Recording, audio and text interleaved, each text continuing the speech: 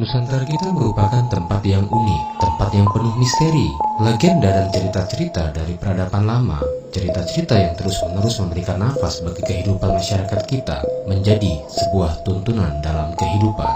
Kearifan lokal dan penghormatan terhadap alam merupakan hal yang selalu dijadikan petuah hidup. Namun perkembangan zaman senantiasa mengikis hal-hal seperti ini dan membuat kita lupa betapa pentingnya kearifan lokal ini.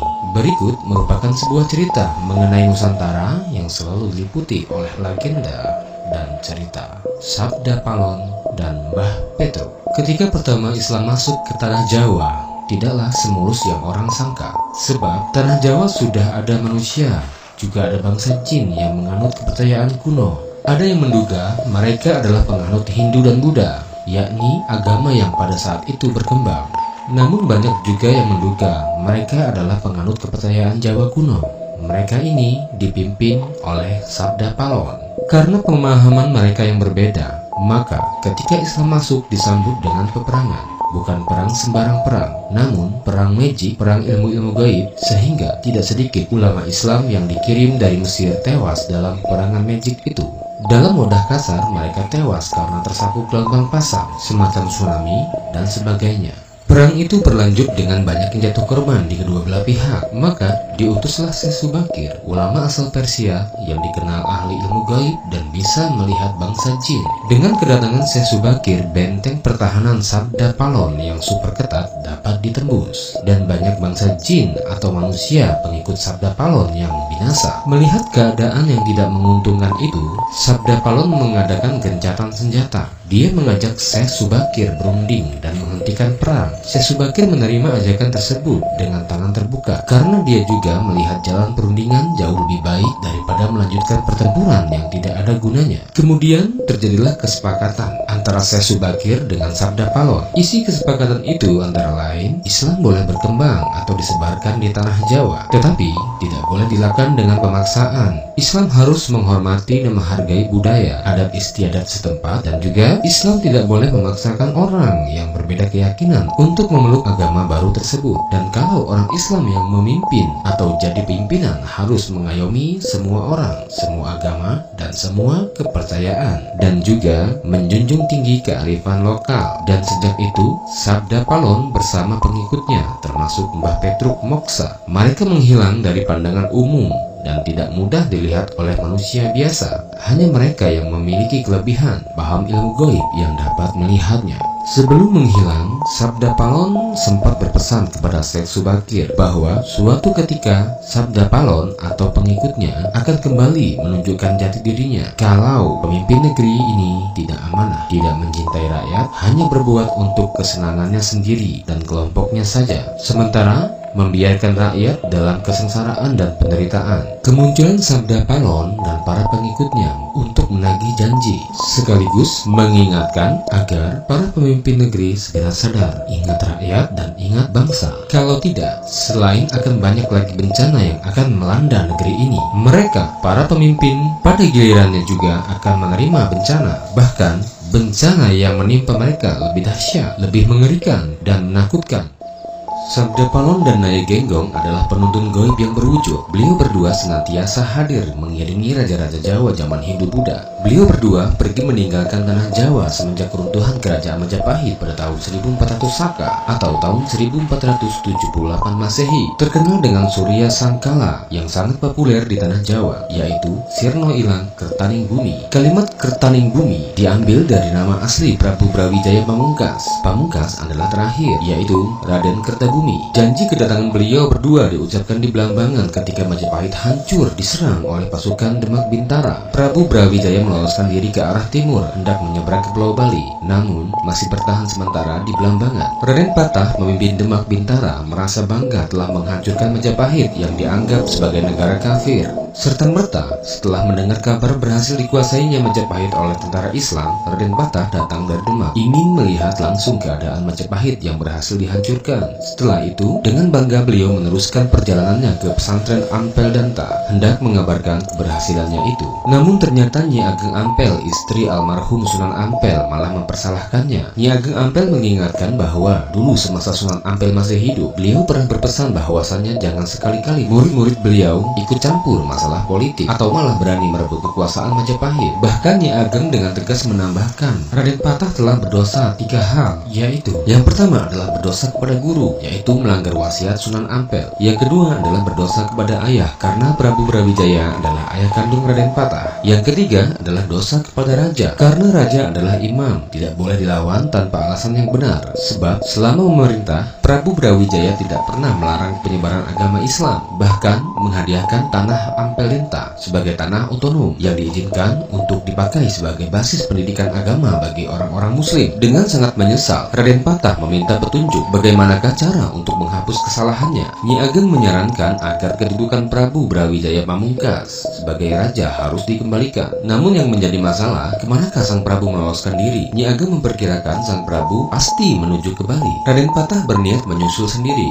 namun dicegah Nyi Ageng Ampel, karena setelah terjadi penyerangan Majapahit oleh tentara Islam terjadi, maka tidak akan ada satupun orang Islam yang akan dipercayai oleh sang Prabu. Tidak Raden Patah, tidak Nyi Ageng Ampel, tidak pula para wali yang lainnya yang turut serta membantu penyerangan tersebut. Namun hanya ada 2 wali yang mungkin masih beliau percayai. Yang pertama adalah Syekh Siti Jenar dan kedua adalah Sunan Kalijogo, karena kedua wali ini terang-terangan menentang penyerangan pasukan Islam ke Majapahit. Karena hubungan Raden Patah tidak begitu baik dengan Syekh Siti Jenar, maka dia meminta pertolongan Sunan Kalijaga untuk melacak keberadaan Ramandanya, dan jika ditemukan dimohon dengan segala hormat untuk kembali ke Trowulan, ibu kota Majapahit, untuk dikukuhkan lagi sebagai raja. Sunan Kalijaga bersedia membantu.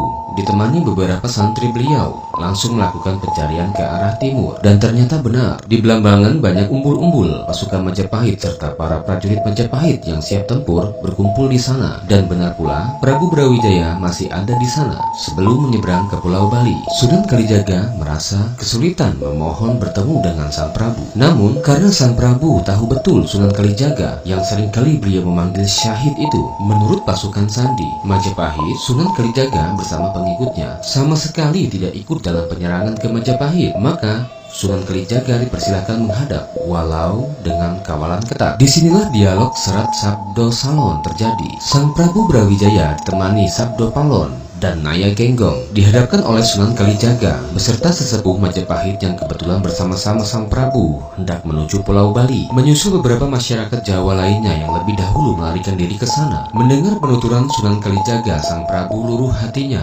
karena sejatinya sang Prabu kini tengah menggalang kekuatan besar untuk merebut kembali tahta dari tentara Islam. Tidak bisa dibayangkan apabila ini terjadi, karena pendukung sang Prabu Brawijaya masih banyak tersebar di seluruh Nusantara. Pertumpahan darah yang lebih besar pasti akan terjadi. Putra-putra Prabu Brawijaya masih banyak yang berkuasa dan mempunyai kekuatan tentara yang besar, seperti Adipati Hadyaningrat di Pengging, Lembu Petang di Madura, Bondan Kejawen di Taruk, dan masih banyak lagi. Lalu Sunan Kalijaga meminta agar pertikaian dihentikan dan sudilah kiranya sang Prabu kembali memegang tampuk pemerintahan. Namun Prabu Brawijaya menolak, karena jikalau ini terjadi maka beliau akan merasa terhina oleh putra selirnya sendiri. Raden Patah yang lahir dari putri Cina Engkian dan dibesarkan di Palembang dalam asuhan Adipati Arya Damar atau Swanyong. Bagaimana tidak, seorang ayah harus menerima tahta dari anaknya sendiri. Memalukan. Ketika perundingan menemui jalan buntu, maka Sunan Kalijaga mengusulkan agar beliau dengan kebesaran jiwa mau memeluk Islam. Dengan demikian,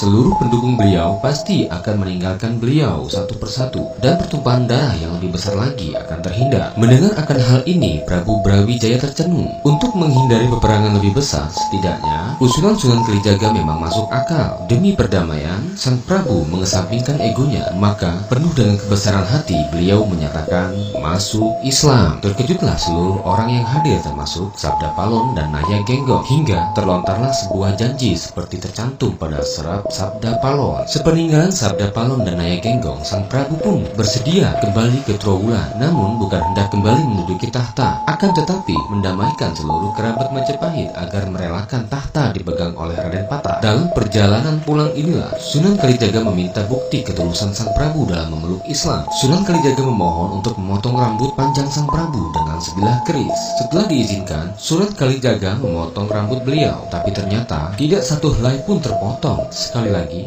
Sunan Kalijaga meminta keikhlasan Sang Prabu memeluk Islam, dan sekali lagi Sunan Kalijaga memotong rambut beliau. Kali ini terpotonglah sudah, namun Sunan Kalijaga belum puas. Menjelang keberangkatan kembali ke Trowulan, Sunan Kalijaga mengambil air comberan yang berbau tidak sedap dimasukkan ke dalam sebilah bambu. Di hadapan Sang Prabu, beliau menyatakan bahwasanya apabila air comberan ini sesampai di Trowulan, airnya berubah tidak berbau busuk, nyata sudahlah Sang Prabu telah lahir batin memeluk Islam. Berangkatlah rombongan itu ke Trowulan. Sesampainya di Trowulan disambut dengan sukacita oleh masyarakat Trowulan. Air dalam bilah bambu dicurahkan oleh Sunan Kalijaga, dan ternyata bau busuknya pun hilang. Bahkan airnya berubah menjadi jernih. Untuk mengingat kejadian itu, Blambangan diubah menjadi nama menjadi Banyuwangi hingga sekarang. Lalu tidak berapa lama di Trowulan, Sang Prabu jatuh sakit. Putra-putranya datang berkumpul melalui Sunan Kalijaga. Beliau mengamanatkan agar menghentikan pertumpahan darah Hindu-Buddha dengan Islam. Biarkanlah Raden Patah bertahta sebagai raja di Jawa, walau sebenarnya keturunan dari Pengginglah yang lebih berhak. Menjelang akhir hayat beliau berpesan